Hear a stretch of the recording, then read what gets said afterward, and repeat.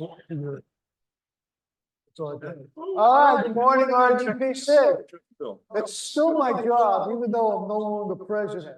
It's been delegated to me to call the meeting to order, but this is good. He does such a good job. He had 3 years of practice. Let's get underway and let's start with the good stuff first. Ray, come up here. Come up here. Ah.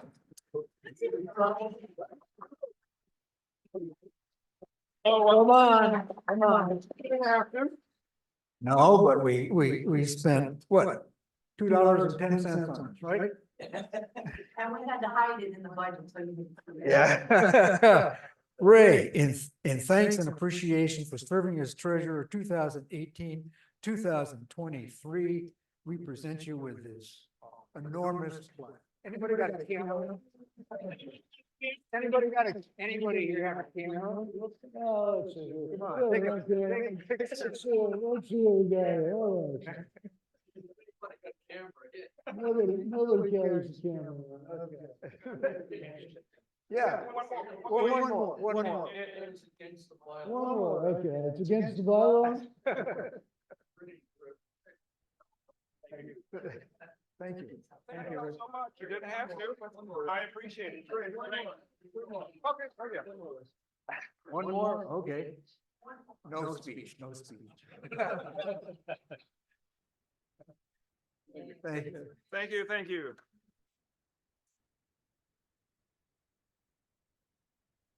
And now for the tougher stuff.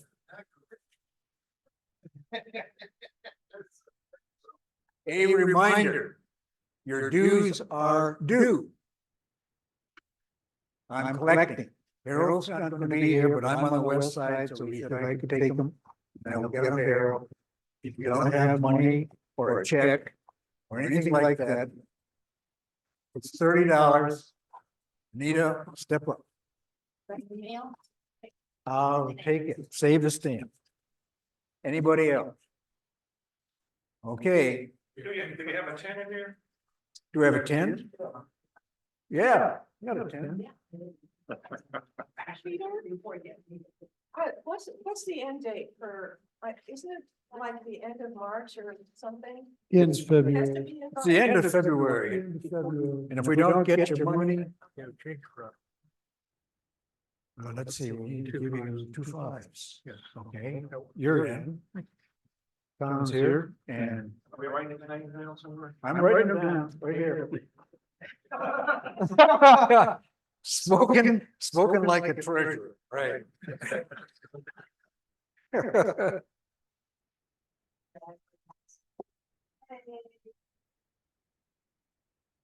Okay, I recommend you send it.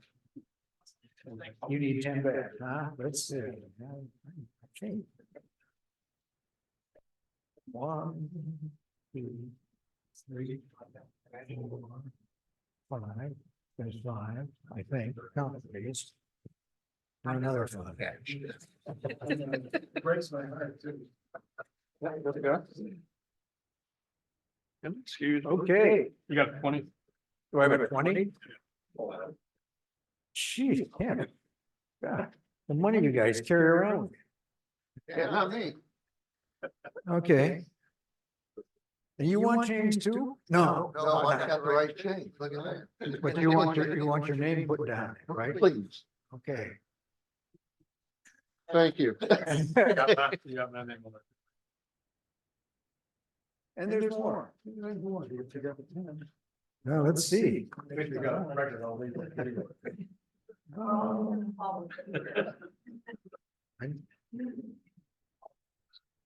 No, all I have is 1. Take it back, take it back.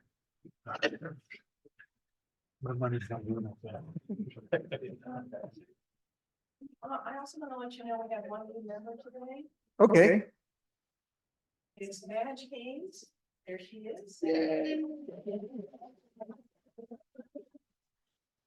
All the way from Fredericksburg. Really? That's right, so you guys rate. Oh, No, we were. Whoa. She gets the carpool though with the husband, so. Yeah, good for you. Thank you.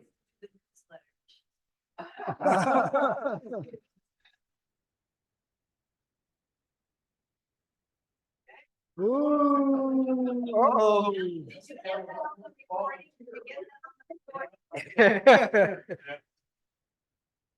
Well, we just happen to be looking for a newsletter editor.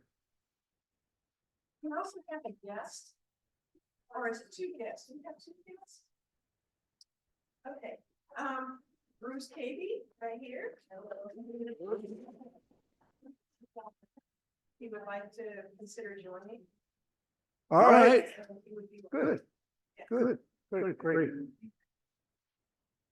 You'll find out this is a very relaxed session. One more goodie. Courtesy of our friend Chuck. He's a member of the forum, the Richmond Forum. And this Saturday, they have a special presentation from an award-winning photographer named Joel Sartori, his 2018 National Geographic Explorer of the Year. And a big name in photography, conservationist, author, speaker.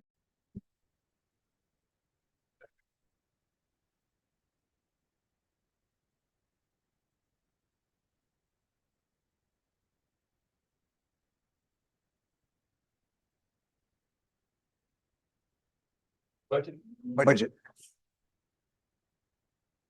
Here it is. I'm sorry Harold's not here to explain, but he has up there the percentage allocation, the 2024 budget suggestions, and the actual costs from this year. You see the costs last year were 1,599.97.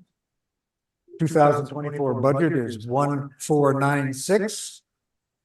We have currently in the checking $1,284. Estimated dues income based on 40 members gives us 2,234. Currently in the capital account 1,130. And estimated dues income from the capital account 250, giving 1,380. Does anybody have any comments other than Ray? If not, we'll. Did we buy? We did not. Oh, Yeah, so there we can add more money to it. So do I hear a motion to approve the budget? I'll move to approve the budget. Second motion, all in favor? All opposed?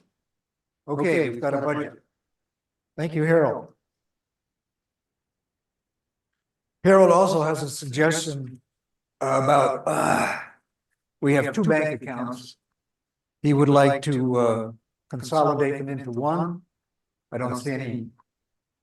We can't do anything about that today because we have to follow an official policy, but I will send out the information in an email to everybody. Ray, you've got to come. Now, we set up two bank accounts that separate the regular operating money from the account money. Yep. So, with that being said, Yeah. two banks type thing, you know? Yep. Well, I'm gonna have him deal with this because I can't explain it all, but I'll send out what his suggestion is. And we have to have a formal notice and then a vote at a later time. Just want to let you know that something will be coming your way about a budget. And if you're like me, your eyes will glaze over and move on. We have a question from somebody about a library show. You remember in the past, we have done shows at the library, member shows. And MJ or Anita, how did we go about making reservations at libraries? We just call them up?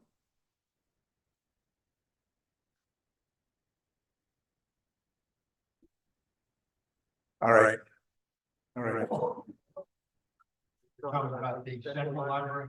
No, No. Henrico County Library, we had it at Tuckahoe, and I think Tuckahoe is what I heard.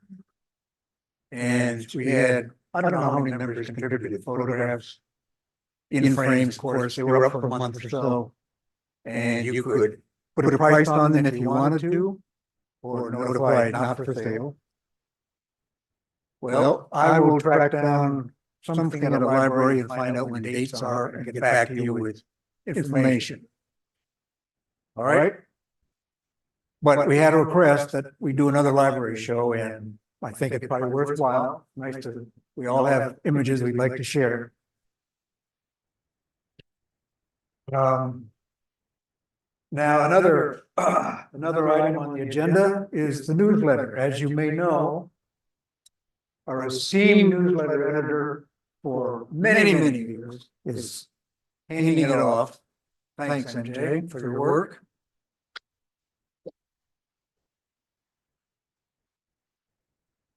And despite incessant pleas from the president, we have had nobody step forward to say they want to take on the newsletter. So, having done newsletters in the past, I elected myself at least temporary. But it will be a slimmed down version of the many hours that MJ put into it. But its success or failure is going to depend on you people sending in photographs, information, captions, and so forth. You all know what the subjects are, your favorite photographs, Chuck's challenges. MJ is going to continue to send me information about current library shows and photo exhibits. But other than that, it's up to you. If you want to have your photographs in the newsletter, send them to me. They do not come automatically from Kemp. What we share here today does not automatically go to the newsletter. Because we need your okay. And presumably if you send something into the newsletter, that means you would like to see it in the newsletter.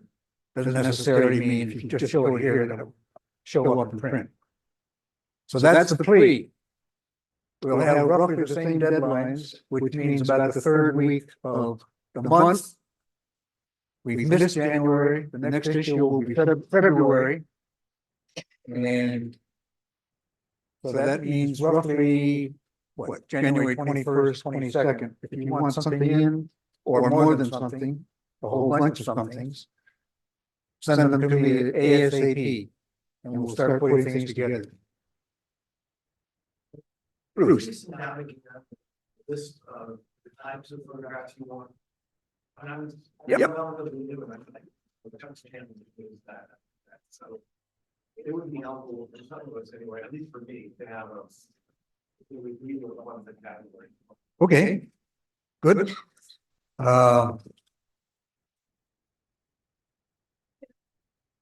Yeah, one of the things we have been doing for the past year or so is a featured photographer, in which that photographer furnishes 5, 6, 7 favorite shots and gives us 500 words on his trek on photography, how he became interested, what he does now, what he likes to shoot, and so forth. Nobody has ever, I don't think nobody has ever volunteered to be photographer of the month. So but it is not an ego show. It is just something to get to know each other and what we like to do and so forth. If you are interested, again, let me know ASAP. That section usually eats up a couple of pages because we like to give a nice acknowledgement to the photographer and so on. I can tell you who's been in the past year. You were in once, I think, right? No? And Harold and yeah. So we don't want to repeat right away. So if you have not, and you would like to, let me know. Otherwise, I'll probably ask. Yeah, that'd be really good for, especially for new members. Yep. So, you know, we can all get to know you a lot better. So if you're a newer member, please think about doing that. And don't be shy. This is not a group that has competitions. It's not a group that with harsh criticisms. It's gentle encouragement. So don't be hesitant about stepping forward and saying, yeah, I'd like to talk a little bit about why I take photographs and send me some samples. And that's today's advertising. Can I respond to the question about, what other, Yep, photo ops there are in the newsletter? Yep. At least right now, well, the way we were doing it, it's kind of up to Peter, Peter to, because he's putting the work in, but it was, favorite photographer, Chuck's challenges. Chuck's challenges include, what's this? Which is kind of interesting. It's a photograph, like, was it? Oh, it wasn't Anita, it was Nancy. Submitted a photograph one time of a black and white, it was marvelous, of the bottom part of a pineapple that she shot in the produce section. And you couldn't really tell what it was. It could have been anything. But that was the what's this? And we've had several really good what's this. If you have an exhibit going, or you had something published in a newsletter or something like that, we want to share that. I can't remember. a humorous subject, something Chuck's challenges. that's either ridiculous, funny, whatever. A famous person, somebody you stumbled across, like me running into Emma Thompson on a street in London once. And it just, that's as close to fame as I've ever gotten. It was worth it. The world we've seen with our camera, if you've got some interesting travel shots or you've been on a trip, send those in.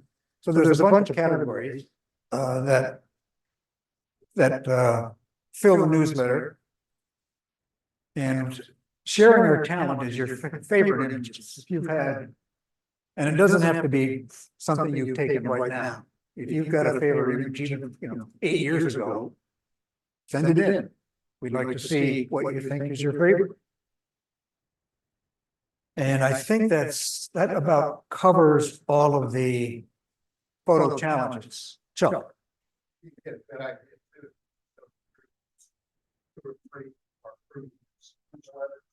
Yeah, the newsletters are all. Yep.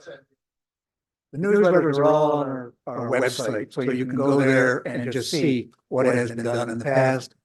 And either what you're doing now or dig into your archives. But send us stuff. It is a photography club, so we want lots of photographs. Okay? And does that take care of the business? Thank God, you say.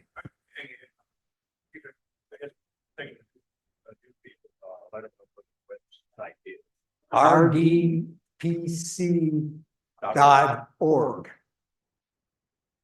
Sue. Just want to bring up what's coming up. Oh, yeah, Sue. Maybe that's.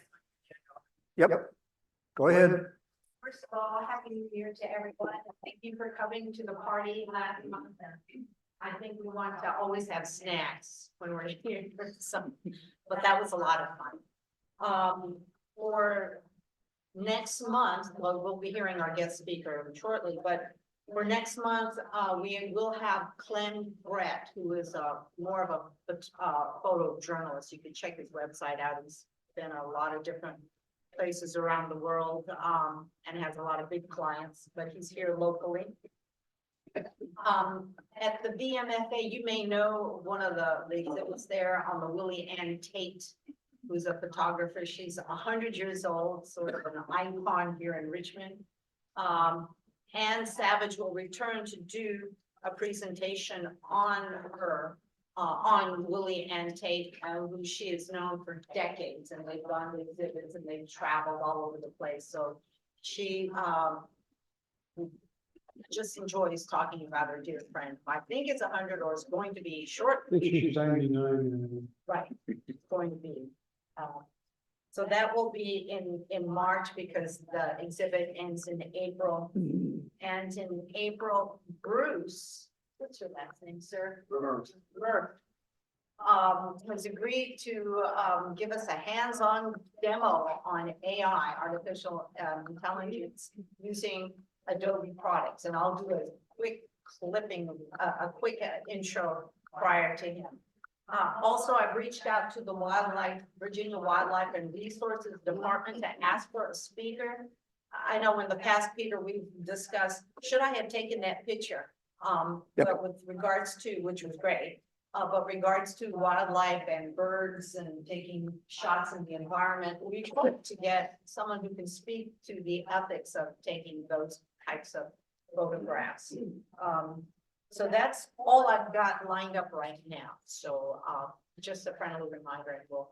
I think you mean Willie and Clyde. Not Take, do that, they take, oh, thank you. I should know that, I went to it. Anita, Comment about the website for new members. Every member gets a gallery space on the website, and I guess you send those to Richard, who's the webmaster, photographs, and he'll post them for you. And I know mine are ancient, I don't need to change mine, so. yeah, most of us have ancient stuff up there Yeah. that we need to change. One more thing, if you remember, it was a year or two ago, we had a joint meeting with a camera club in Ireland. Despite the time difference, it worked pretty well, and it was fun to talk to a different group and share photographs. Ed has been in touch with his colleague there, and they are proposing another joint show, a joint effort. And I think the date is, Yeah, he asked me about May 6th, Monday, May 6th. Monday, May 6th, right? And they're, the last time we did, most of their members, still do this work for a living thing, which, you know, most of us don't do anymore. So they would like to, have it a little bit in the early evening, their time. They're 5 hours ahead of us. So I think the last time we did it was something starting at 1 or 2 o'clock our time, or something like that. Right. In the afternoon. And so it'd be about 2 o'clock our time, would be 7 o'clock their time, which is, from what I remember, was convenient. In May, won't it be 4 hours? I'm sorry? In May, I think it'll be 4 hours difference in May. Oh, yeah, this is. I'm not sure. Okay, Yeah, when we go on daylight savings time, They don't? Okay. All right. So I'll check that. I'll make sure that, so, I mean, right now, the exact time and the exact theme or whatever we're gonna do is up for discussion, so, if y'all have any ideas. The last time we did, I forget what we did last time, it was some sort of a theme that we had. yeah, we're sort of getting to know each other last. Yeah. And it was a lot of fun. These are good people, good photographers. And of course, it's all done on Zoom unless y'all want to just get on a plane and go over there, you know. This would be a Zoom meeting, not an in-person meeting. I'm sorry? Did we do it on Zoom before, or did we have to? Yeah, we did it on Zoom. Okay. Yeah, it was on Zoom. I mean, this is these guys they're outside of Dublin. So what we want now is, are people interested in the idea? Does it sound like fun? Yeah, okay, good. The first, it's a Monday. It'll be Monday, May 6th, which is the first Monday, so it doesn't conflict with our meeting date. So I guess it'll be an extra meeting, in May. Might be take place up. Well, we don't know that yet, but it'll be fun. And it's just fun to see other people's takes on photography. Yeah. Okay. Okay, I'll get back to my friend. I'll tell them that we're good for May 6th, and we'll talk about, a time, which will probably be somewhere around 1, 2 in the afternoon our time. On May 6th. Yep. We'll see if we'll make a go of it. Yep. And I think, did each of us have a chance to show our work, or it was just sort of? Yeah, we Yeah. did, and, just from a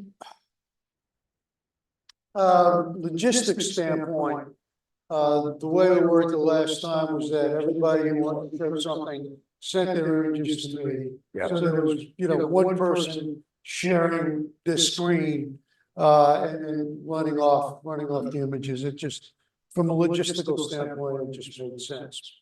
Yes, indeed. Sightseeing thing, it was an idea. They see Richmond and we see Ireland. That's right. It was. That was what it was last time, yeah. It's different. Yeah, so we can do something, whatever you want to do. If you have, your ideas, just email me, tell me what your ideas are. It's all up for discussion. Well, I remember some of them were impressed. They had no idea Richmond was quite as big as it was. Yeah, right. Yeah. Okay. So we'll be thinking of that. Chuck. I just want to give everybody a heads up. The River City Three Railers, which is a model train club that I belong to, old age, which is like Lionel size, their exhibit is going on at the Great Big Greenhouse, which is at Huguenot Road and Robius Road, and it sits back in the corner. And this layout is 47 feet long and 27 feet wide. We run about 5 trains. We can run up to 5 trains at a time. It's made up of 32 modules of different scenes. Every member or members can join together and make a module. And if you're into miniatures or things like that, we always love for people to come in and take pictures. It's only going to be up until the 20th of January. And the hours it runs on the Thursdays that they're having the farmers market, which is like 2 to 10. And then Fridays, I think, is from 2 to 4. It's the hours of the Great Big Greenhouse. Saturdays are 9 to 5, and Sundays, I think, are 9 to 2. You can go on if you Google River City Three Railroad, you'll see the hours. But if you're into that kind of photography, why, it's an interesting display. Are tripods a problem? Are tripods a problem? Oh, no. No. Okay. Usually not. Because there's that, before Christmas, they would be. But now, Now they. okay. Sure. Is it going on now or is it gonna start soon? I didn't catch that. What's the starting date? Is it going on now? It's going on now. Okay. Yeah, it's actually, and I haven't been to the last meeting, but it starts the weekend after Thanksgiving. So we are at the Science Museum of Virginia for their big train weekend when they have all those displayed. We tear it down Sunday night and put it up Monday morning, the great big greenhouse. Okay. So I'll remind you next year too, but it'll go on. I wouldn't come on the 20th because that's Kids' Day. That's gonna be a problem with tripods. At 2 o'clock, we start taking the thing down. So if you can get there before that, and you can come in any day of the week and take pictures of the sceneries. It's just there probably might not be trains running. Okay. Any other business? I have a couple announcements. Okay.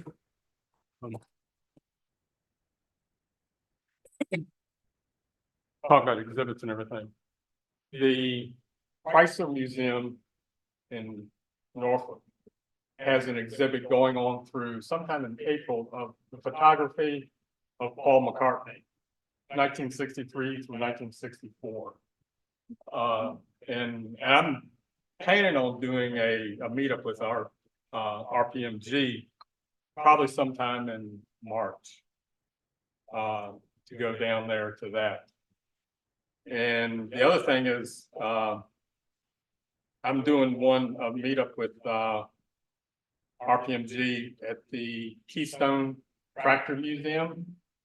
If you've never been there, it is a fantastic museum of restored tractors, trucks, vintage cars, and all kinds of antiques and everything. It's a huge place down in Colonial Heights. And I'm doing a thing with RPMG on February the 17th, I believe it's Saturday, in February. There's a couple of announcements. Okay, thank you. And if you've never been to the Chrysler Museum, the museum itself is worth a trip. It's pretty nice. Ed, are you going to give a presentation today? Yeah. Okay, stand up and present. Stand up and present? Yes. Well, Peter, thank you for that wonderful introduction. We all know him. He don't need no introduction. You get the, Yeah. You need that. clicker thing.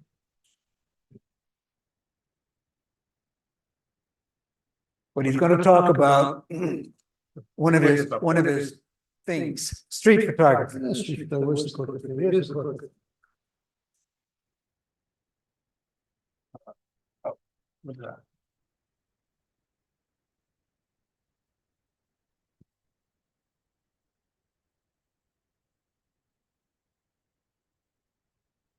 Is this yours?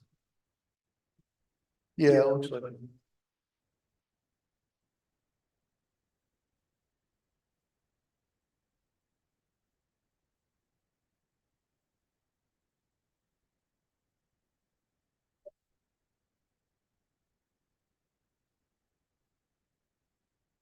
While we're waiting, does anybody remember the genesis of the term the clicker?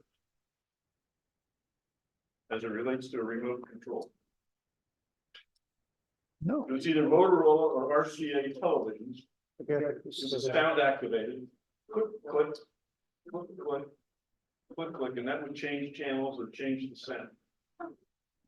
And people still call it clickers. I remember when the nuns. They put it right to put the introduction.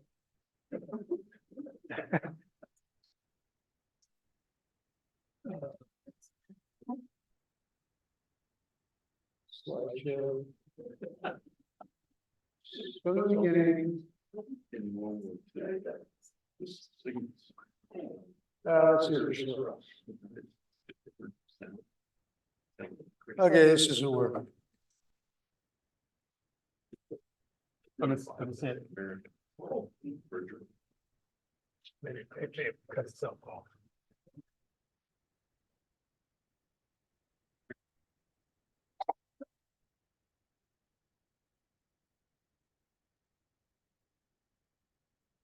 Working now? Yeah. It's working now. How do I get it to go backwards? The left, It's not going backwards. yeah, it is. Oh, now it is. Okay.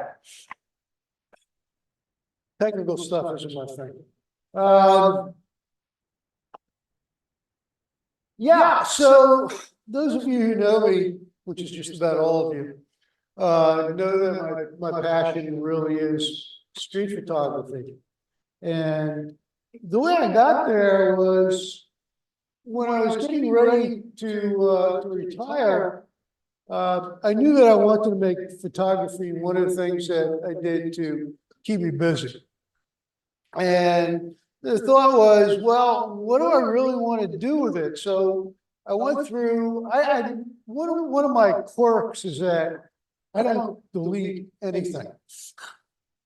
So I've got like, I don't know how many thousands of, individual shots. So I opened up my Lightroom at the time and went into my library and I just started scanning through things and marking off those pictures that I like. Not that they might have been good or they might not have even been processed.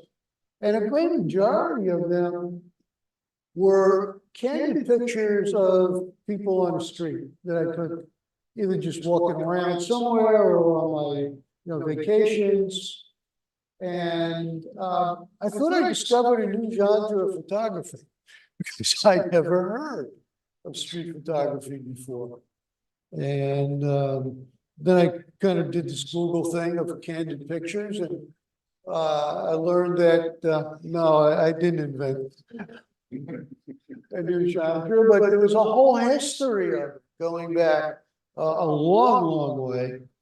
And I started to learn about, the old masters, probably starting with Henry Cartier-Bresson. We'll see a couple of his photos in a little bit, and others, and looking at the techniques and what they did. And from there, I kind of developed my own little feel for it. So what do you need? All right. Dude. Go. Goes your battery. All right, here we go. I don't know what's going on. So what do you need to take a good photo? My photos come from my heart. You know, when I see something, I'm walking on the street. It starts here. It starts. What's the story that I want to tell? What do I want the photo to look like in the end? And then, of course, you got to do the flip. You got to go up to the brain, left side of the brain, and say, okay, what do I need to do with my camera to make it work?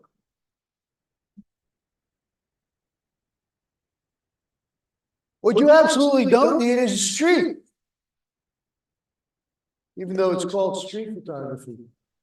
Typically, it's basically any place in a public setting where there are people, or maybe not people. We'll talk about that in a second.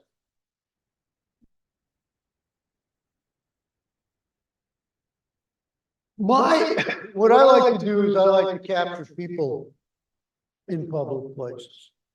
So the picture in the top left in Carytown was one of the chalk the walk events that they have every spring.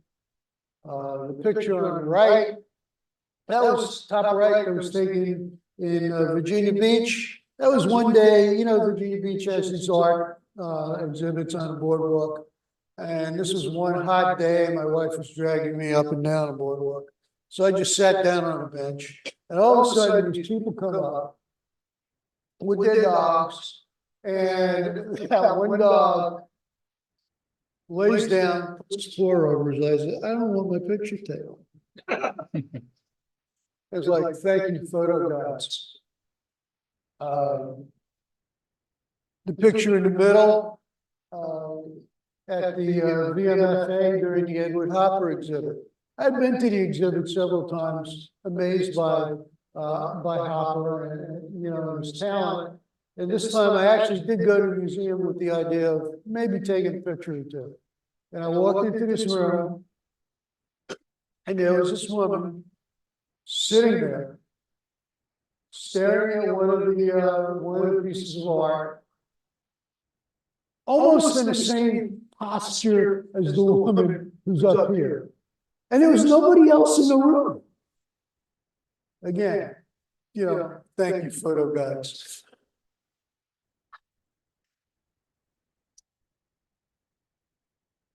So to me, it's all about the people. Either actual people or influenced people, shadows, reflections, and everything else. But is it necessarily about people? Come on, go back. There we go. Here I've got two pictures. The one on the left with the mannequins, and the one on the right with the lost shoes stuck in the bench. No people, no real people in there, but they both tell a little bit of a story. And I used to be, when I first started this, I had the thing where, oh, there's got to be a person here. It's not street photography if there's not a real person. And I've moved off of that. If it's a good picture, it's a good picture. If it's taken, you know, in a public place and it tells a story about people, or an inference of telling a story about people. On the other hand, it's, you know, a story that has a clearly defined subject. This photo here at the VMFA, to me, it's not a clearly defined subject. With the one on the right, which is a young woman by the name of Monica, who is part of the urban sketchers of, and I found this out later. I was just at the VMFA at the same time she was, and she was sketching. I must have taken 10 snaps of her. She had no idea what was there. And she found out about it when this photo appeared in one of the exhibits at Ann's Visual Art Studio Gallery in Richmond. And Ann looked at it and said, I know her. So I gave her a copy of that picture, but she had no idea I was taking the picture. Which kind of brings me to a point though. I've heard a lot of, street photographers, talk about walking on the street and doing this, the hip thing and whatever. That's not my style. I still believe quality counts. So I think exposure, exposure counts, exposure has to be good.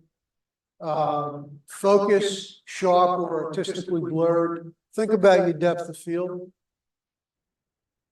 And composition. Think about all your composition, and I hate to call them rules, I don't call them rules, maybe guidelines, maybe totally ignore everything.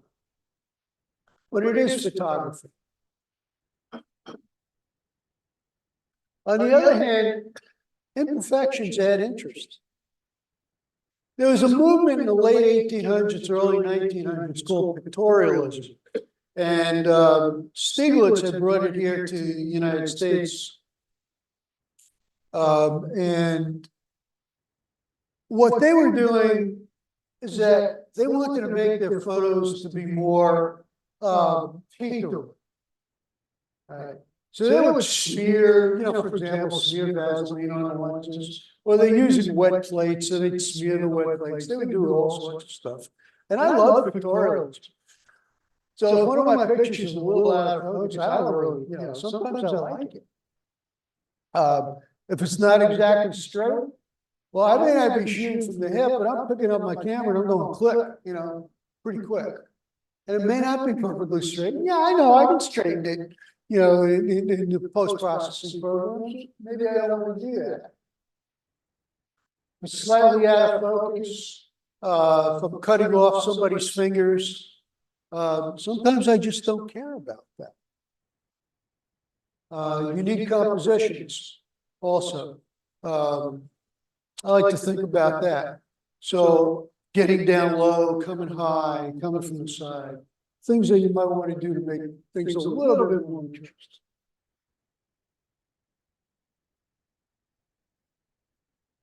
Along with that, you have to think about your camera settings, your depth of field, motion blurring, and ISO.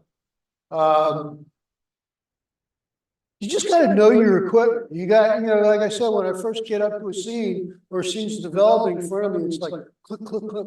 What do I want it to look like? What do I want shallow depth of field? Do I want wider depth of field? Do I want to blur the motion? Do I want to freeze the motion? ISO to me is a roadmap. I'll come back to this. Because aperture and shutter speed really define the photo. Aperture, depth of field, shutter speed, whether you freeze or blur the motion. For exposure, I set my camera, I set my aperture, I set my shutter speed, but I also set my camera on auto ISO. To me, that's the roadmap. I take that out of the equation to get good exposure. And a lot of times I might, put a one stop or so exposure compensation on it.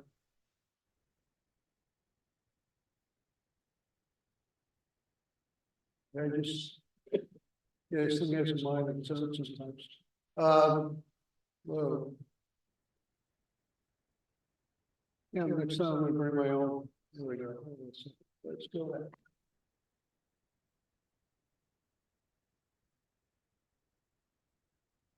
Okay.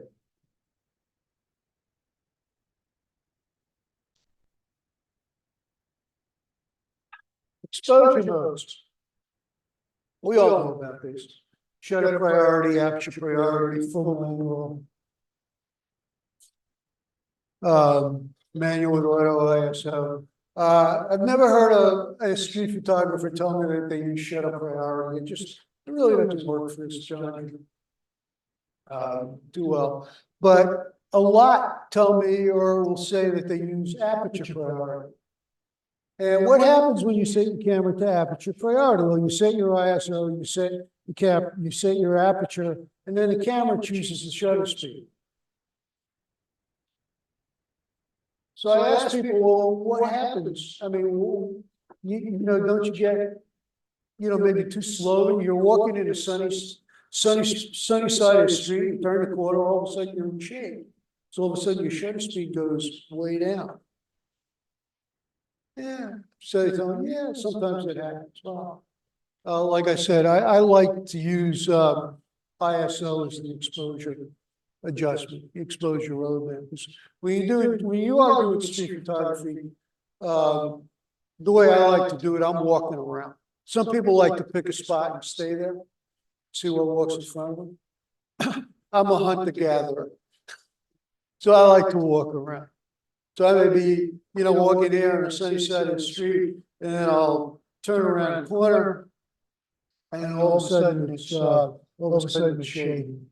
So setting my camera manual, setting my shutter speed where I want it, setting my aperture where I want it for depth of field, and I let the camera choose the ISO. Unless I'm walking around at night, it's not going to give me a problem, you know, with noise or anything.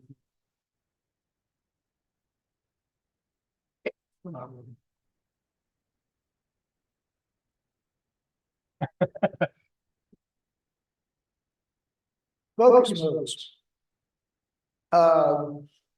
You know, we all know about these also. Autofocus on most cameras is really good these days. So you know, I don't, you know, you can set your autofocus on spot focus to get, you know, your main subject in clear focus. With that, typically, you know, pick up the camera, set up, get the focus, and then, you know, move it over maybe to get the composition. Manual focus, with a lot of cameras now have focus peaking. So if I use manual focus on this camera, basically when I'm seeing inside, when something is in focus, it turns red. I get like a red outline. So I know it's in focus. Zone focusing. You have to be in manual focus. You set the focus spot. Now on this camera, it's kind of easy, you know, easier because, I mean, this is almost an old school camera. It's like, you know, I got the focus ranges on the lens itself. So, you know, I can set it. Otherwise, you need to know your camera, you need to know your equipment, you need to know your depths of field and your particular focus point. But because with my camera, that's a lot of times I will zone focus. And do I miss focusing sometimes? Yes. And sometimes it's a happy accident, sometimes it's not. Kind of goes with the territory. Composition. I love this quote by Edward Weston. When subject matter is forced to fit into preconceived patterns, there can be no freshness of vision. Following the rules of composition can only lead to a tedious repetition of pictorial cliches. But then again, a few suggestions won't hurt, right?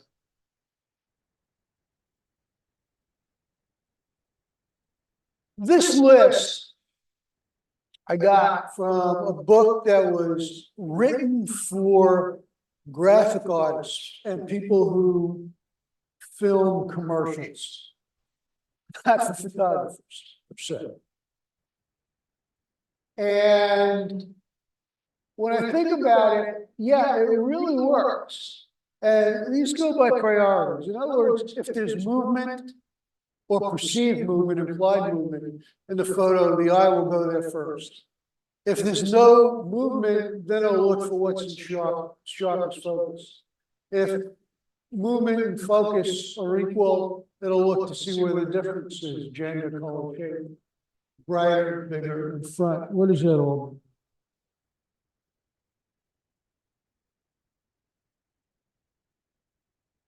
Here the eye is going to look for the implied movement in this picture.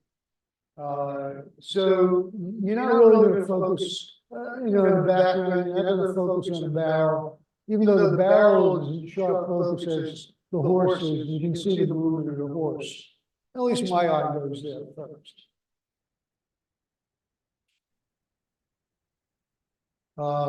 Sharp focus. By the way, the trick to this is you just touch it, you don't press it. No, it's when you're touching it, Oh.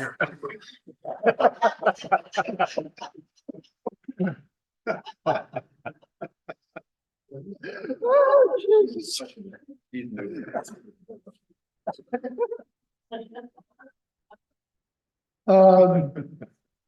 There's an organization around here, it's called Paws for Purple Hearts. They train dogs to be service animals for injured servicemen and women. And I was there one time, I was doing photos for them.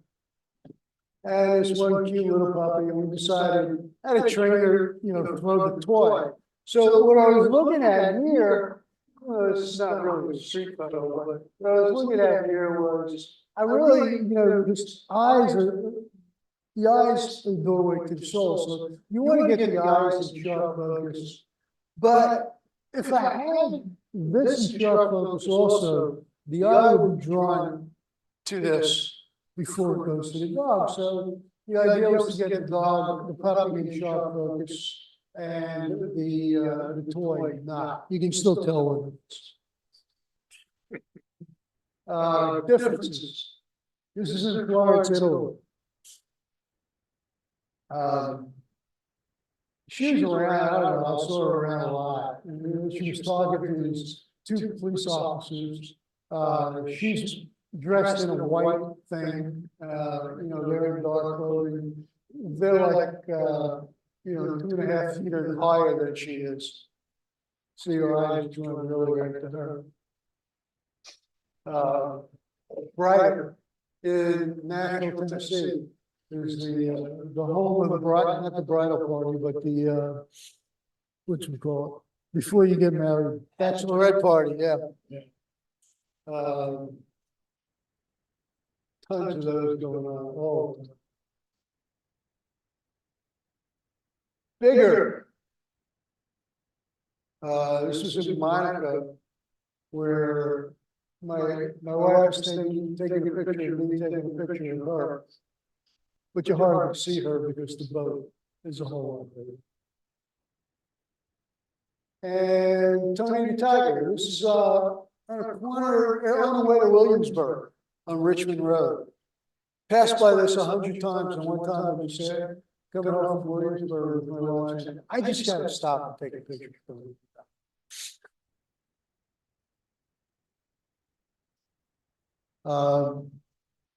Those are things to think about. And they really do work. They really do work. Help you compose a picture. I think more than any other of those rules of composition that I've seen, thinking about where the eye is going to go first, I think it really does help a lot. But there are a lot of rules, and we all, see these rules. I've seen lists of 20 or more different rules that you're supposed to memorize, and come on, you can't do that. But these are things that I like to think about. I like to shoot for impact. Looking for different viewpoints, going lower, going higher, moving left, moving right. I call it dancing around the subject.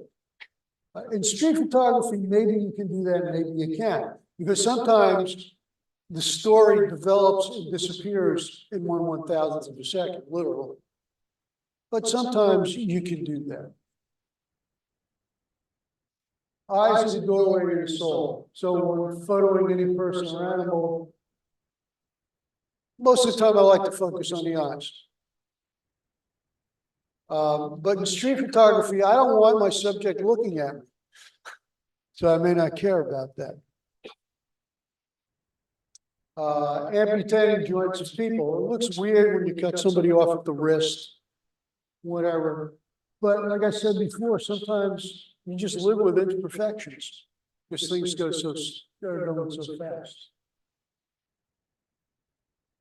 Looking for patterns, contours, colors, textures, including any of these in your photo will make it more interesting. And all these are true not only for street photography, true for any genre of photography. Capturing the moment.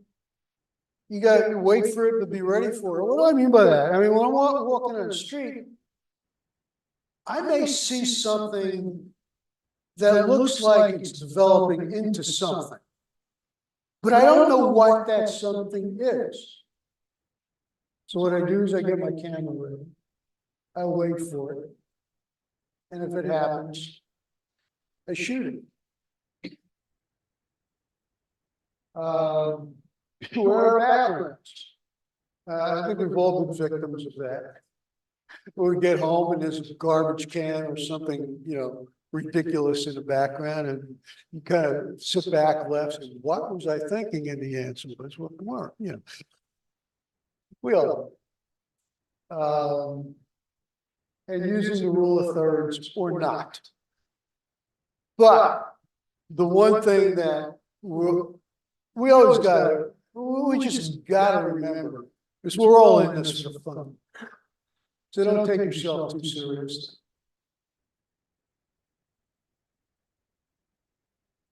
Rule of thirds, we've all seen that before. I don't need to go into this.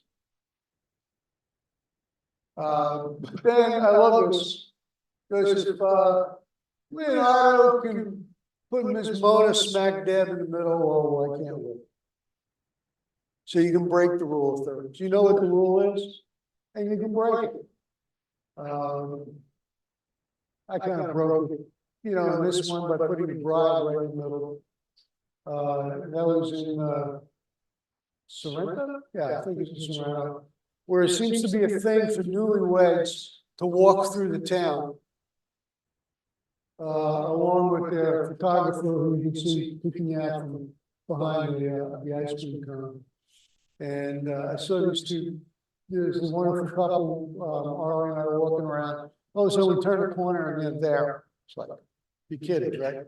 So I just kind of stalked them a little bit, followed them down an alley. And they went to this gelato shop and I just couldn't resist it. Congratulations, he turned around.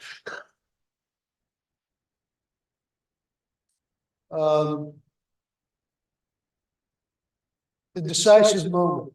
This is a term that was coined by Henri Cartier-Bresson back in the 30s. There's been a lot of discussion about it, a lot of I don't even have to pretend anymore. A lot of discussion about it. A lot of people have different opinions of what it means. I like this one by David Duchemin in his book, The Soul of the Camera. And as a side note, Duchemin has become, well, he's actually one of my favorite photography authors because you'll never see anything about camera settings.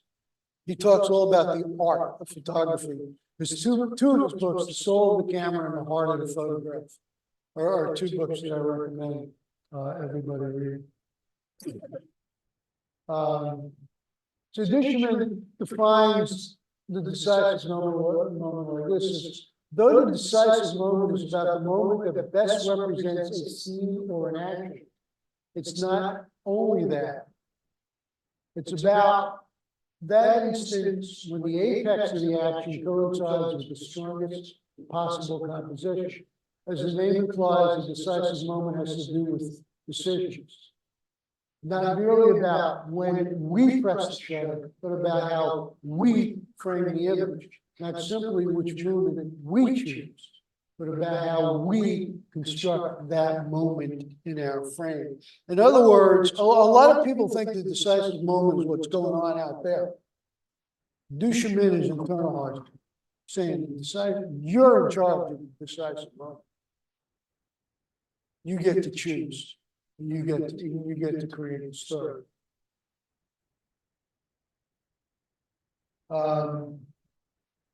Another quote from Rasan: to take a photograph is to align the head, the eye, and the heart. It's a way of life. Think about it. As I said before, it starts, for me, it starts in the heart. What do I want this thing to look like? What's the story that I want to tell? And then, looking at my eye, my head, how am I using this? What settings am I going to use? And this really does apply to all genres of photography, not just street photography. This is one by Rasan. The juxtaposition of this dude just, walking along with the kids in the front. It's when he chose to take that picture. To me, it's just kind of amazing. This kid on the left, staring at him, the one in the middle, the others just doing whatever. What are they doing? They're playing marbles, they're playing a board game. What are they doing? The story is up to you to tell and to decide.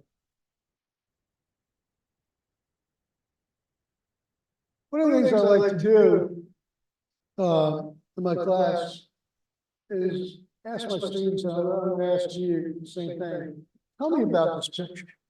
What do you see? First of all, physically, what do you actually see in the picture? Men lying down. Hmm? Men lying down. Men lying down. What else? I'd say a bunch of seniors. Bunch of seniors lying down. Some of them might be seniors. Ron, you're not allowed to talk. Anybody else? wasn't going to that. Anybody? My eye is drawn to the fella, yeah, right. Guy's finger. Your eyes joined to the guy in the upper right hand corner. His fingers He's stick the only one that it's not forming, just being lying down.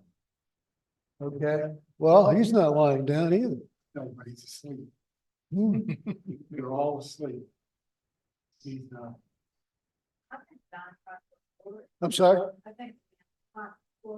Yeah. Well, think about leading lines in the way, if you're starting here up front and a leading line takes you through the picture. Now, what if I told you this was early 1930s in Boston Commons? Boston Commons. Early 1930s. What's the story you see there? Depression, sadness, depression. That's the story. This guy might be a banker or a stockbroker who just, minutes before lost everything. Everybody else, yeah, I'm just hanging out.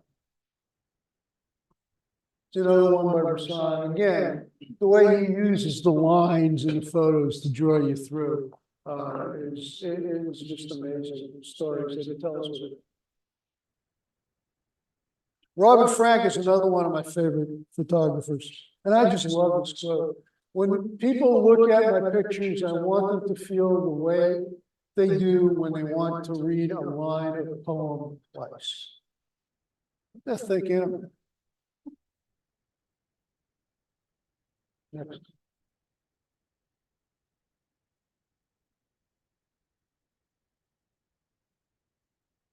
Look at the way he did this photo. What's his main subject? The ladies in the background, because they're in sharpest focus. Even though this movie star, whoever she might be, I don't know, is there. But she's out of focus, she's blurred. But everybody else, like, oh my God. So he chose his focus point, and he chose his depth of field.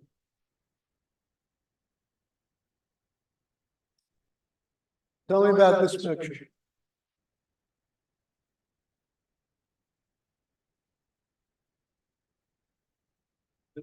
The segregation is in the south, like people at the back of the bus. on train. Yeah, I mean, Robert Frank had a commission to do a book, The Americans in the 1950s. So he's traveling all around. So in this picture, you see all the white people sitting in front and the black people sitting in back. That's the story. Well, nobody looks particularly happy either. No, that's true also. Goodbye.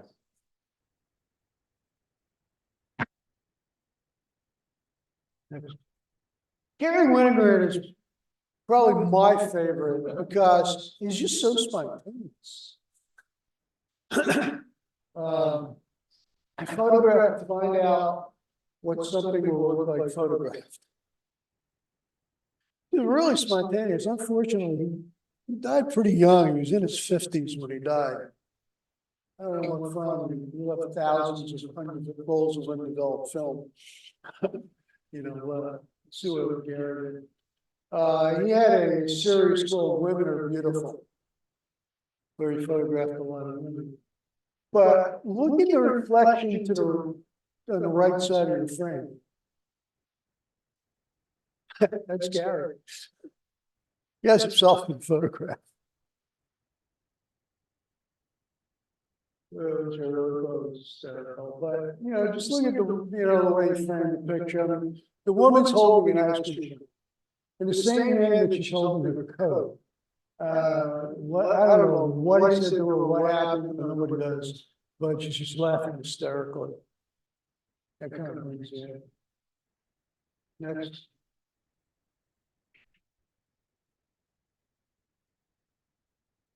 Tell me about this one. What do you see? Well, let me ask you another question. What is straight in this photograph?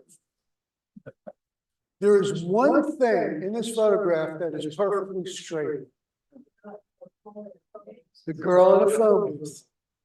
Well, Gary has been, people think Gary, and he did this a lot, think that he just arbitrarily angled his camera. He did not arbitrarily angle his camera. To him, there was no reason why you couldn't have a perfectly straight vertical rather than a perfectly straight horizontal. So the girl's in the phone booth, she's leaning back, talking on the phone. If you had a straight horizon line, horizontal horizon line, she would have been tilted back, but he decided to make her straight and everything else crooked. And this to me is just a magnificent picture. This is Central Park in New York, young people sitting there. Just the moment, the lighting, I mean, the lighting is obviously coming from camera right to camera left. But just that moment when the wind blew her hair into her face. How long was he sitting there? And Gary used a 28mm camera, so he was pretty close to it. But the shadows, the moment that it could. Dorothea Lange. This is probably one of the most famous photographs of ever. Dorothea Lange is one of a group of photographers who was hired by the Farm Services Administration during the Depression to go out to take pictures to show the rest of the country what was going on. And she was with his family. And she was with them for a while. And this is the one shot that made it the Time magazine or whatever, I think. Photographers stopped photographing the subject too soon before they had exhausted the possibilities. And this is what basically I was talking about before, is that sometimes you just got to dance around the subject. Just wait for it. She was a documentary photographer, or at least here she was, rather than a street photographer. But it's important. You sometimes don't get the best shot first. Robert Capa, very famous photojournalist. he and Brisson were contemporaries. There are two of them were two of the people who started the Magnum agency, along with a few others. Kappa stepped on a landmine in Indochina, or Vietnam, when I think during the French War. Says if your pictures aren't good enough, you're not close enough. A lot of people will say what he meant is you're not physically close enough. Some people will say what he meant is you were not emotionally close enough. I like that better. Take your choice. I mean, here he's pretty close to this guy. This is on D-Day. Probably technically the worst photo ever made. But it's deep. The face of this one, soldier trying to drag himself out of the water. The lumps in the water around him are all the dead soldiers.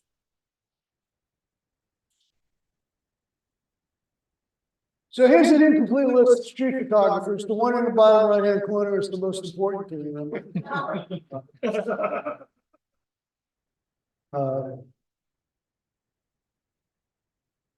But it is an incomplete list.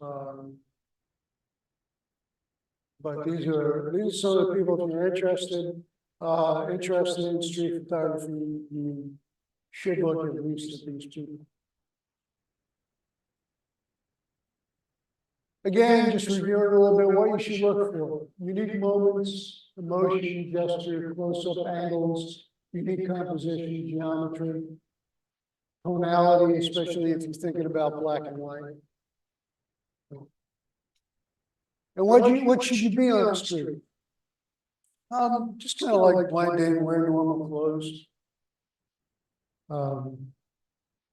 I sometimes wear a photo vest because I carry, might be carrying a couple. Act naturally, smile, be respectful. If somebody says don't take that picture, don't take that picture.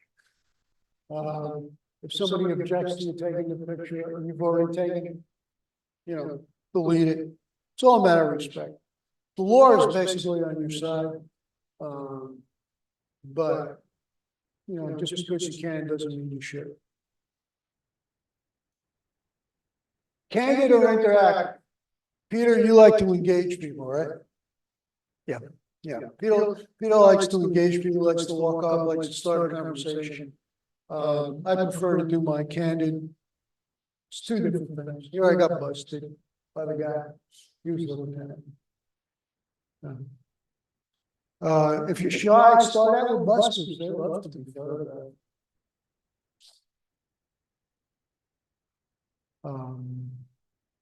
Equipment, talk a little bit about this. Camera, the one you have.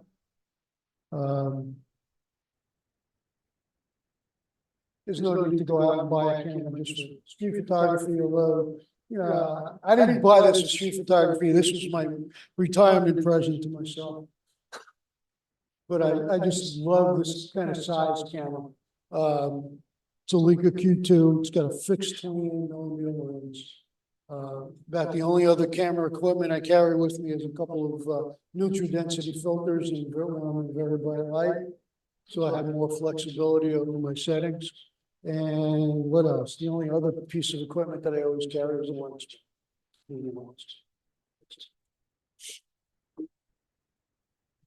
What did you say it was, please, second, The lens pen? It's pretty cool. One side is a brush, and the other side has, I guess, a microfiber or something to clean the lens off.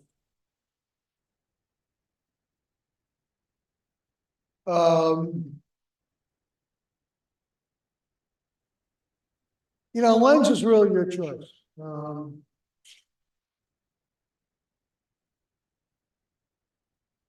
I prefer the primes. Zoom is okay. One of the things you might try to do is, go out, if you have a zoom lens, is to go out one day and just choose a focal length. Maybe choose the widest focal length, choose the longest focal length, somewhere in the middle, and just stay with that one focal length and see what you get. Extra batteries, preferably charged.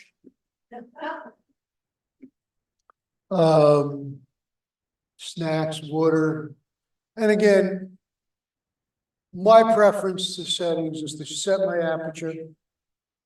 The 28mm lens, I got a little bit more depth of field than you're gonna have with a 50mm lens. But it's, so I, I'll set my aperture. I know my equipment, I'll set my aperture, to what I want it to be. I'll set my shutter speed. Usually to freeze the action, it's the way I usually like to do it. So a little bit higher shutter speed. I usually shoot a little bit open, but it's up to you. And auto ISO, usually, maybe with one stop exposure compensation. That depends on the conditions. And zone focusing. Or manual focusing. I very rarely use auto focusing. To me, it's just something, it's another thing. I don't know. I just got used to manual focusing, so that's what I do, but auto focusing is, it's great on camera. Post-processing, yes. Remember that the lens is the eye of the viewer. The viewer doesn't know what went on when you were there, so you've got to step back. You've got to take yourself out of the scene and look at it fresh, like what's here, what's the story to tell. Take yourself out of the process, evaluate the story, evaluate the composition, and be a critic. If I go out and I come back with 100 snaps, I guess the ones that might go to print might be 1% or 2%, maybe. And I've gotten really critical of myself, really critical. Maybe too critical, but I've gotten. I will drive it there. Post-processing. In my mind, every photo needs a little bit of post-processing, whatever it is, maybe a little, maybe a lot, depends. But I'll go in there, I'll crop it, I'll straighten it, maybe. Global adjustments, white balance, exposure, contrast, et cetera. To me, local adjustments, or as now Adobe is calling them masking, which everybody else always call it, is to get in there and do your dodging and burning, your changing your saturation, whatever you're going to do into different pieces of the picture. That's where it takes a little bit of time, but that's what will take your picture up to the next level. Removing distractions, not changing the story. I won't add anything into it, but I'll eliminate distractions. Especially now on Photoshop's remove tool that they added, I think, last spring. It's awesome. It's just awesome. It works really well. And you can also use the AI tools in Photoshop to remove objects. And looking at black and white conversion. I'll always look at that. How to get better, study the gray lines. Get out and shoot, evaluate, repeat, be selective, and learn from your mistakes. Not telling you anything you don't know. Being ready to take the shot. Walking around Marseille, France, she grabs him and kisses him. Well, it's because my camera was set. I had more time with this one on the right. This is Virginia Beach. And the boardwalk was pretty empty at the time. It wasn't during the middle of the summer. Maybe it was sometime, but anyhow, I saw these two coming at me from, they're a little away, so I had a little time. I just dropped down on my knees and I waited for them. They saw me, I saw them. It was really, I love this pic. It's really cute. Sometimes the shot waits for you. The Pantheon in Rome, Yeah, Parthenon is in Athens, Pantheon is in Rome.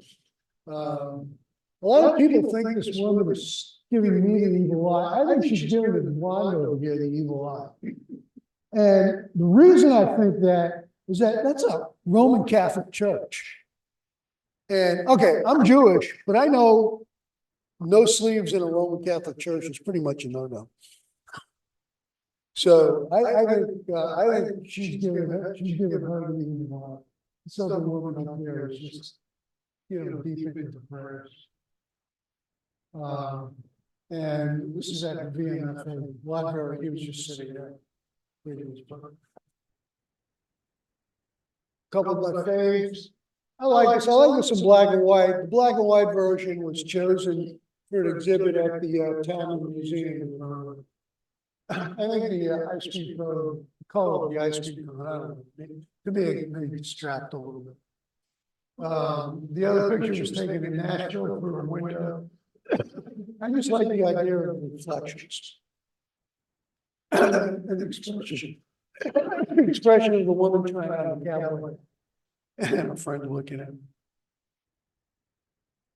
This is my first photo. This is taken during the Easter parade on Monument Avenue a number of years back.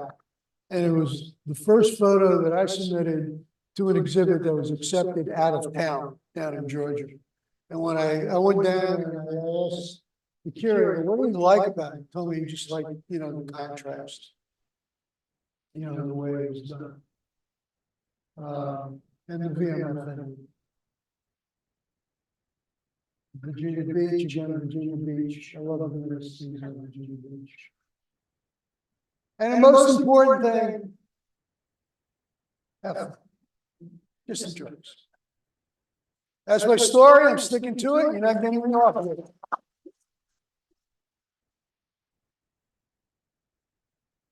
Thanks, Ed. We have photo share. Yes. Yes.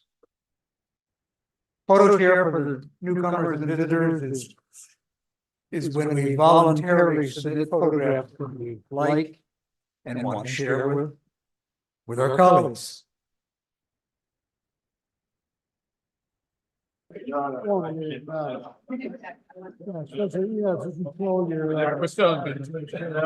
Okay, Yeah. we got it. Or Kemp got it. So let's go. Tom, I think these are yours. Okay. I was ready to right on. That's vernacular flower. Really an interesting flower, and I picked that up at Wegmans one day.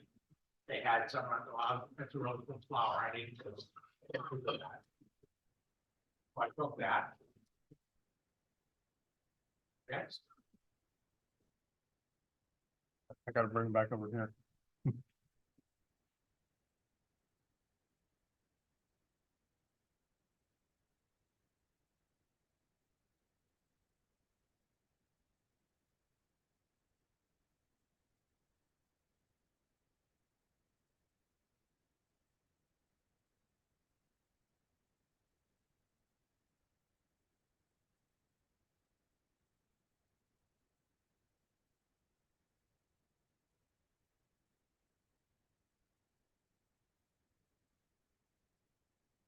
And that's another vernacular flower from the same batch. And that was focus stacked in order to get the depth of field in it, to get the detail and the depth of field. So I like that a lot. Macro lens? Yes, 100mm macro. Okay, that was down at the CSX Railroad Bridge at sunset one evening. How did you get down there? Huh? How did you get down to get that? You go down to the You go to the pump house, then you trespass. and then you walk. You walk down the trail. If you walk far enough, you'll come to a hole in the fence. And you squeeze through that hole in the fence, and then you are now trespassing. Right. But it's the only way to get down there and do. Yeah. And you Hole in the fence, take you over the track. No, you walk down to the track, then you walk along the track, Oh, watching for the trains all the time. Yeah. Don't go by yourself. That's. So, yeah, so that was a good shot. I haven't done much walking lately. I just found out I have a torn meniscus in my right knee. And I may be getting surgery, so I haven't had a good walk for a month. We should do an outing down there sometime, That would be good, yeah. because most people don't know about that fence and they don't Yeah, know that the would be whole. good. And I don't think it's a good place to go alone. Oh, it's okay. Is it? Yeah, yeah, Yeah, it's a good, it's really a good place for like a sunset. yeah. Really is. And You you have to can, cross water to get to it? no, you walk along the tracks and you can stop here, or if you keep walking, you get to the other side of the bridge and you can shoot back at the bridge with the sunlight bouncing off. Yeah, and it's nice. And the trains usually give you plenty of warning. Usually is the operating way. But that would be, is that, anybody up for that? Yeah. Yeah, because I think that would be fun, Yeah. I don't went partway. but you gotta, it can be a little tough. You gotta wear your hiking shoes. And be ready. This is, Lewis Gander Garden Fest. And this was the, member preview night. They didn't have the fountains on. And I really liked it because it made it into a reflecting pool. But they decided to run the fountains just because they were afraid that the water would freeze up during the winter and cause problems. But, that was one that I took the first night of Garden Fest. And this was another one, from down shooting up at the conservatory from the, Rose Garden. And this was one with, intentional camera movement. Somebody said they saw my pictures and thought it was windy that night.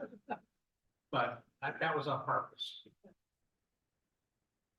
This is a, chrysanthemum that I picked up at the store. This is an amaryllis that I picked up one day, and it took a few weeks before it fully bloomed, but it was a great one. It actually, you can see there's a second stalk, so it ended up with 2 sets of blooms on it. That was a good one. And then that's a close-up of it. Right there. And that's another close-up, and both of those are focus stacked, and this one here, I focus stacked using my new Canon R5, trying out the focus stacking function and trying to get a feel for the settings in it and how to control the depth of field with that. This is one that I did out at the Botanic Gardens, again, using the R5 and doing the focus stacking. You know, out in the gardens. You're focus stacking in the camera or are you using? Well, it does what they call focus bracketing. And then I take the pictures and combine them in Helicon Focus software. But the camera does that automatically, the focus tracking? It does. Oh, cool. It will allow you to take up to 100 photos in a set, and it's sets for different change, how much it will change the focus between shots. Okay. So you basically start off at the closest point and it shoots into it as many shots as you want it to take and with whatever change in focus that you want. Cool. But it's pretty cool. Canon R5? R5. A lot of their mirrorless cameras are doing that now. I don't know why they couldn't make that a function in like the 5D Mark IV, which I have. There's no reason why they couldn't put that into the, but it's in the. That's part of it, yeah. So, yeah. And then this is another one that I did, trying that same thing. This was focus stacking. I did it at home, and the background was a photograph that I have on my television that's behind it. One thing that you see when you do focus stacking is when you start and when you end, the size of the flower changes. Okay, so what that often gives you when you combine it is this little bit of a halo here. Because the size of the flower is different at the beginning and at the end, and when it combines it together, you can get some of that halo effect. So one way to avoid that is to shoot on a black background, where you can basically erase that halo in the background. That works out well. Okay. So, that-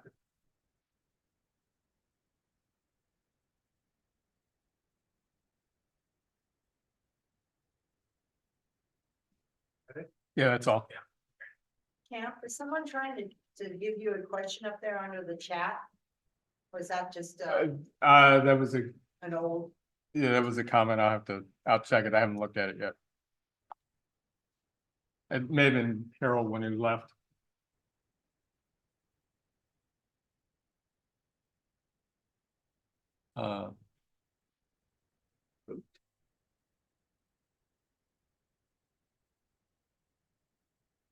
Start with this.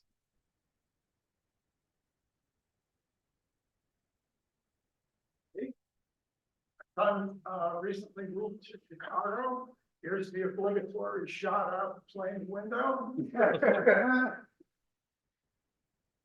Christmas Eve, took a boat tour on the Chicago River. They're the famous Marina Towers. It's nice. Chicago is a great mix of old and new, industrial, urban, and there's one of their out of service railroad bridges. There's some of the industry along the Chicago River. And there's the urban scene. You look at Chicago's skyline, you realize Richmond doesn't have a skyline. Okay. There's some of the older structures along the one of the bridges. Was this the architectural tour? Yes, it was. Yeah, that's awesome. Yes, it's wonderful. Okay.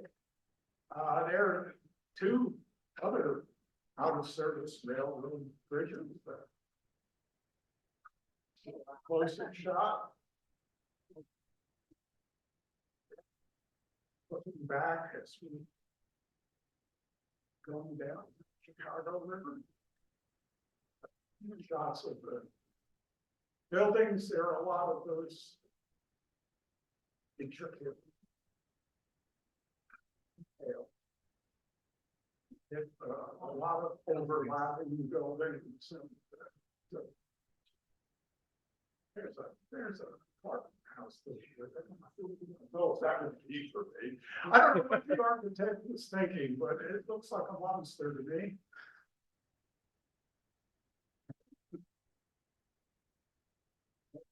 Shots of everywhere, and you look every way. There's another giant building.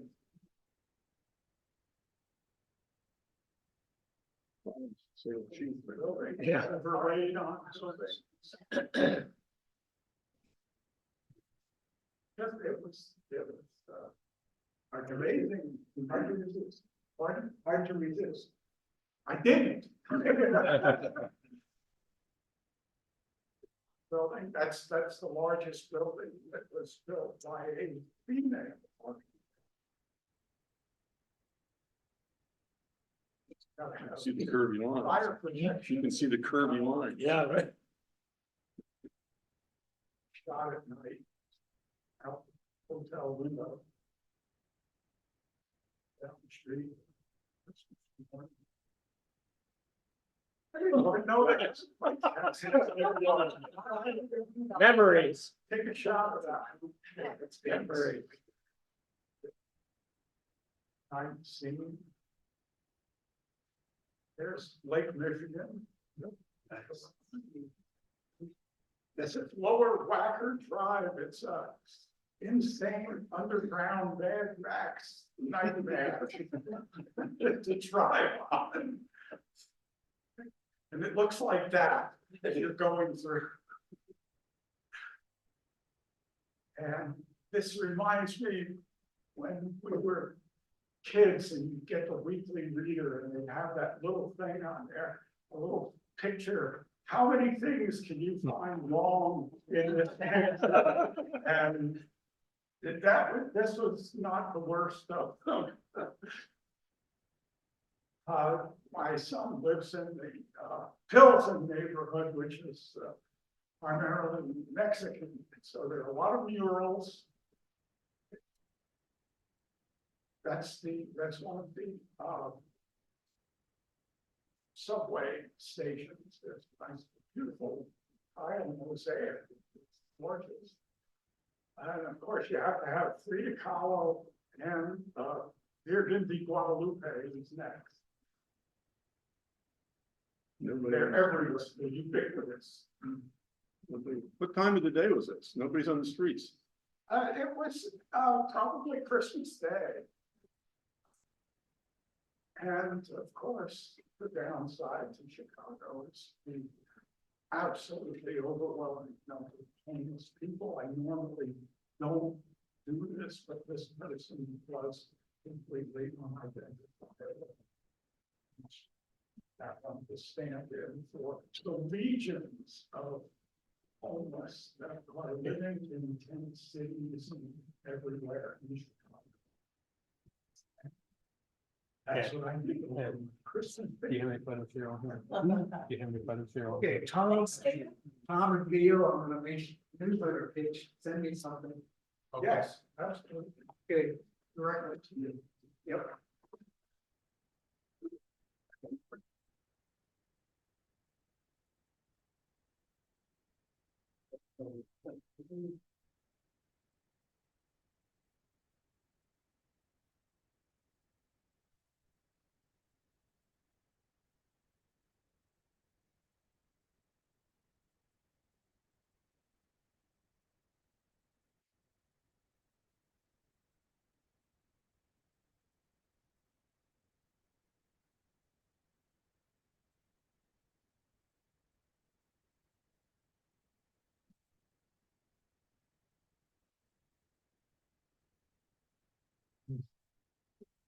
Okay,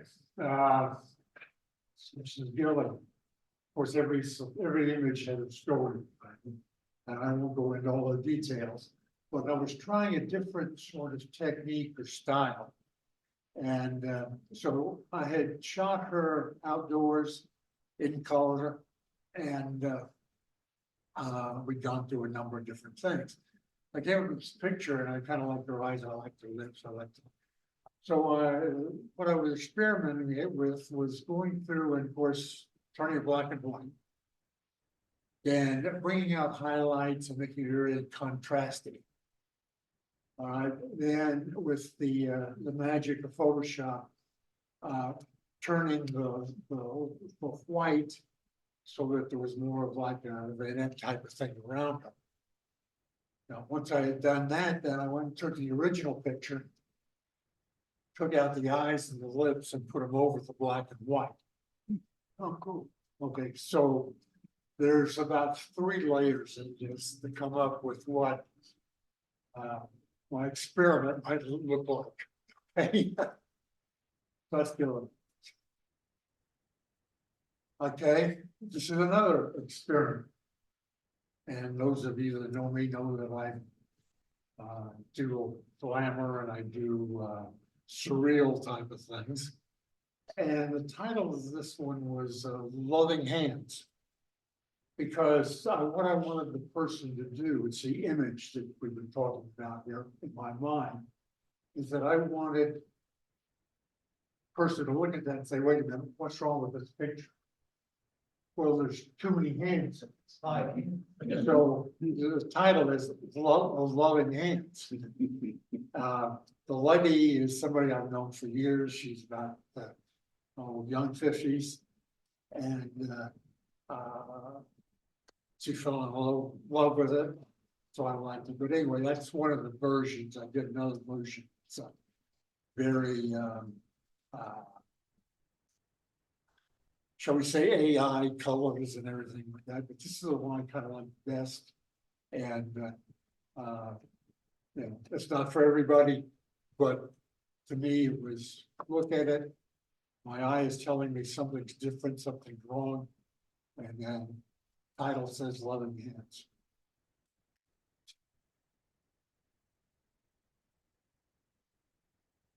These are, Yeah, this is my work. I'm gonna show 3 shots of 5 different things that have gone on since Thanksgiving. There were a group of Tibetan monks who came to Richmond at a temple on the north side of Richmond, and I'm doing a mandala or mandala, whichever way you want to pronounce it. So I have 3 shots of them. They spent 3 days creating the mandala with a sand painting. And then after a blessing service, it was just huge paintbrushes and they just swept up all the sand and it was gone. So just don't be attached. So this is the first shot and I should have 2 more.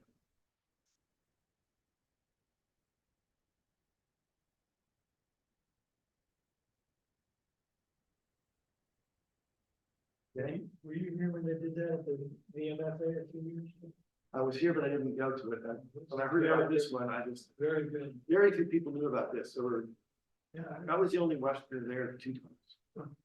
I went to my first meetup and it was a tango at the VMFA. I thought it was going to be in the Marble Hall where there'd be really good lights. It was in the atrium. The lighting was terrible. There were a lot of people around. And so the shots were just full of people and they weren't interesting. So I very quickly started honing in on other things. And this was my first experience of using topaz to clean things up because this was just nothing but noise. It was awful. So I've got 3 shots from tango. And I like the movement of her, like. The next 3 are from my garden, and I call these 3 Sleeping Beauty.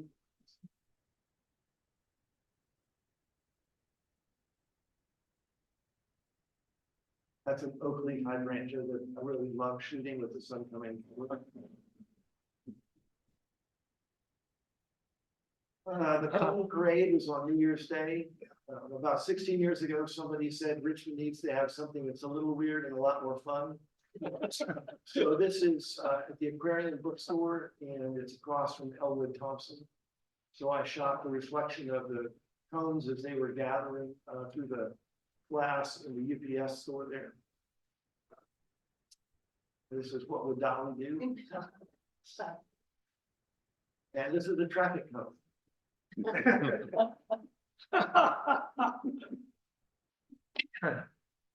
This I took Tom Hennessy's workshop, which was a lot of fun. Tom was a good teacher. That was my first out of the conservatory.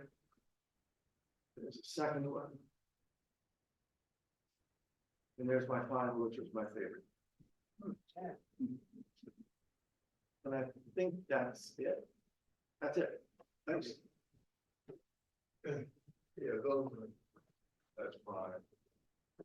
Image from around, 4th of July, they federal flag. From that, outside, shooting up, just try to capture the flag. That's really a movie day. My image from inside the home, I've read about those kind of pictures where you take water and you put it in front of the camera and at a low angle you take a picture. So I don't know why it was so wet in there that day, but since it was, that's what I tried to do. I set the camera on a tripod at a low angle, right, to capture the water and so forth. I've gone back there a couple of times after a big rain, and the place was like completely dry. So I don't know why it was so wet that day. Washed out with the washing down the walls or something? No, I don't know what happened, but you would think that from the rain like that we had this past weekend, because I went yesterday and there was hardly any water in there. So it may be because it's a wind tunnel, it dries out pretty quickly, but that wasn't it. I like that reflection. In that. Yeah. Yeah. Yeah, Monday scheduled a meetup at the, women's basketball game at U of R last week, and so I went. And this is one of the images, that I got, and this is the second one that I got from there, because for the women's game, they're not, well, they're attended, but it's not a huge crowd and you can sit anywhere. And so in the second half, I was able to sit in the seat right on the floor and was able to get this picture. So, If you wanna try sports, go to one of those games, because you can get, as Dave says. That last shot, I was standing just the other side of where the cameraman was, you can get right there. right. Yeah, their next home game that night is January 20th. Like Dave, and I was gonna go back. I'm gonna go try to see what I can get. And this was over after the Christmas picture of downtown Richmond from the flood wall, and I hadn't been there in a while. That's it. So these next ones are mine. And I had gone through a lot of my pictures from the last year to make a calendar for my family. And so these are just a few of my favorite ones from last year. This is a real cropped in version of a little family of bluebird babies who would not all fit on that little place jutting out from the side of the tree. And so the one that was sad. This one is, yeah. That was a, yeah, it was on the big tree by the, yeah. This is Bandit. I went on Discover the James tour in December. And the lighting on her was just really good at that moment. This is this bird actually, this is a great blue heron that was actually sitting in the same tree where I took the bluebird picture. So this is also cropped in a lot. And the blue heron was preening. And because there wasn't a lot of color in the picture anyway, and it was so sculptural, I just thought it looked good in black and white. This was from a trip to Maine that I took in August with my family and my brother-in-law, who's an avid outdoors guy and canoeer, took me out in his canoe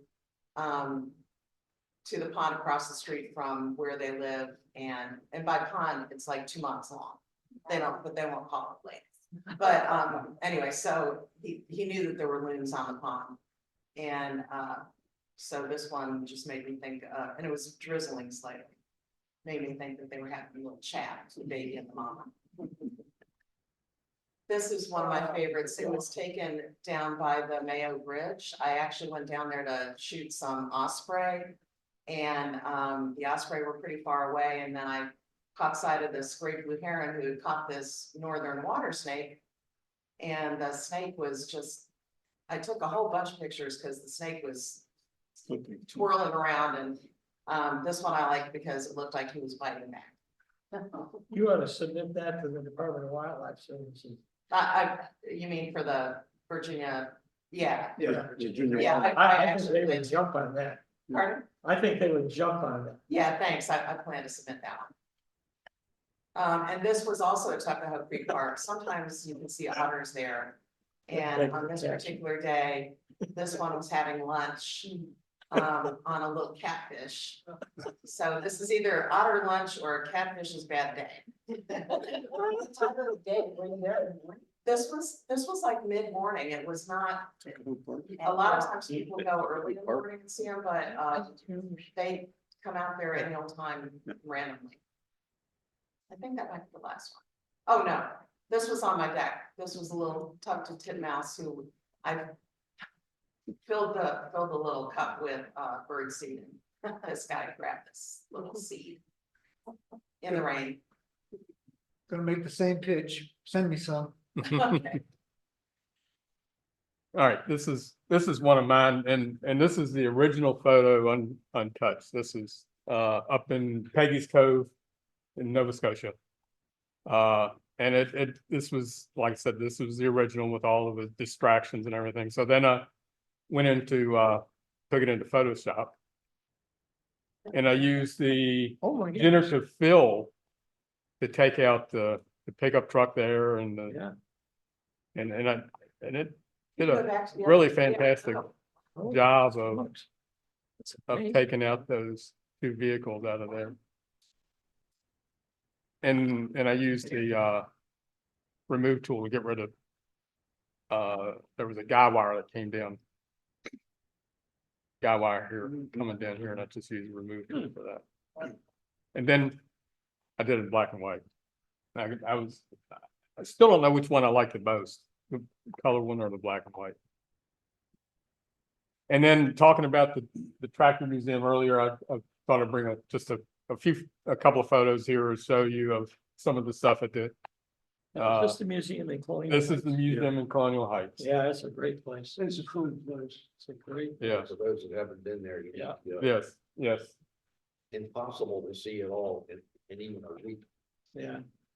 It's got a nice little restaurant. Particularly if you read Yeah. the signs. All right, and these are these.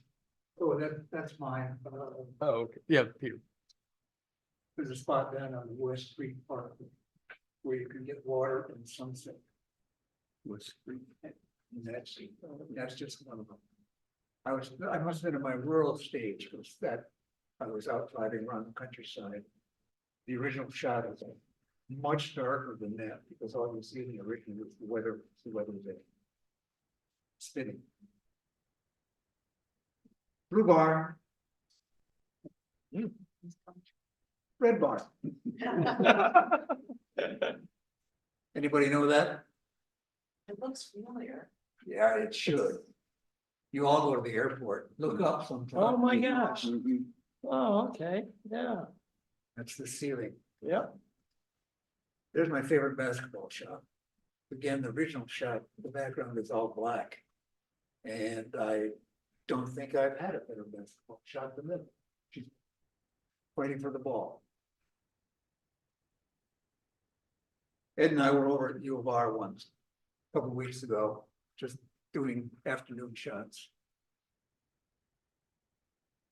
The moon was just right, and again, these are all sort of much lighter than the original shots.